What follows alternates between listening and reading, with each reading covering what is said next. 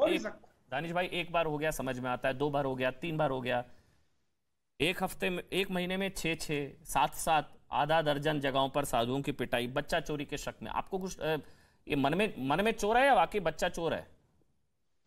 कुछ आपको नजर आता है? देखिए, सबसे पहले दानिश, घटना घटी है, सुनिए। सबसे पहले तो ये जो घटना घटी है, ये निंदनीय घटना है और इसकी निंदा करते हैं। लेकिन दिक्कत क्या है कि मैं ये देख रहा हूँ कि पैनलिस्ट में भी जो लोग बैठे हैं ना, मुझे उनकी मतलब सारे लोगों की बात नहीं कर रहा हूँ, लेकिन एक आध दो जो लोग हैं उनकी ईमानदारी पे भी शक है। देखिए, आप मुझे ये बताइए, संत संत होता है क्या? संत भाजपा सिवाय किसी और राज्य में पीटा जाता है तो वो संत पे हमला है? अगर वही काम उत्तर प्रदेश में होता है तो वो हमला नहीं है। दिक्कत ये है कि उत्तर प्रदेश की बात आती है तो एडीजीपी लॉ एंड ऑर्डर ये कहते हैं कि भाई नहीं, ये तो अफवाह थी और इस तरीके की कोई घटना प्लानिंग नहीं थी, तो उसको आप मान लेते हैं। लेकिन वही बात छत्तीसगढ़ में या और किसी राज्य में कही जाती है, गैर भाजपा शासित राज्य में, तो वहां वो एक्सेप्ट नहीं किया जाता। ये जो जितना गुस्सा जो अभी राजू ये अपने गांव से ही बिजनेस करके 100 करोड़ से भी ज्यादा का बिजनेस करते हैं। क्या आपको भी गांव से ही बिजनेस करना है?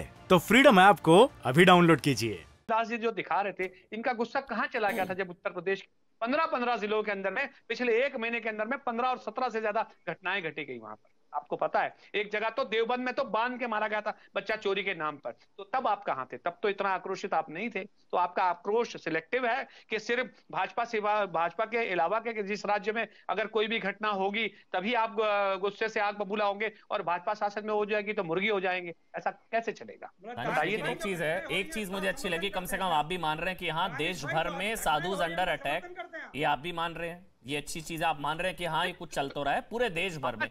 अब वो यूपी के औरैया का भी मैंने जिक्र किया कि हाँ, यूपी के औरैया में साधु की पिटाई 12 सितंबर 2022।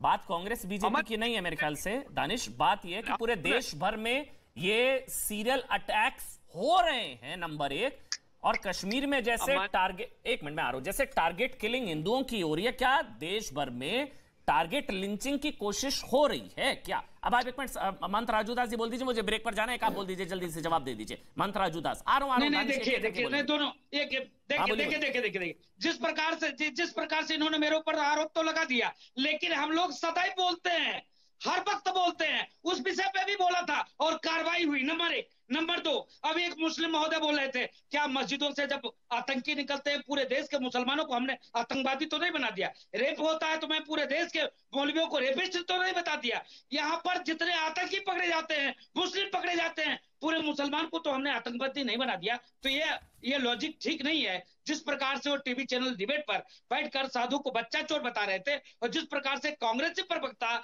जिस प्रकार से हमको टारगेट करके और उत्तर प्रदेश में बता रहे थे ये बिल्ली बन जाते, ये अच्छी बात नहीं।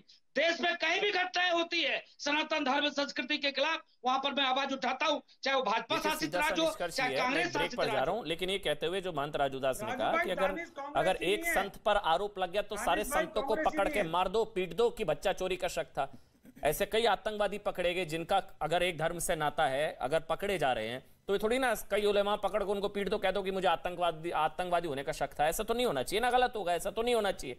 तो सारे संतों को पकड़ के महीने में 6-6 संतों को 6-6 जगहों पर संतों को पकड़ के पीट दो, कह दो बच्चा चोरी कर सकता, ये भी नहीं होना चाहिए। एक छोटा सा ब्रेक ले रहा हूं, उसके बाद ब्रेक के बाद लौटूंगा। देवकी नंदन जी आपसे शुरू करूंगा, छोटा सा ब्रेक ले रहा हूं।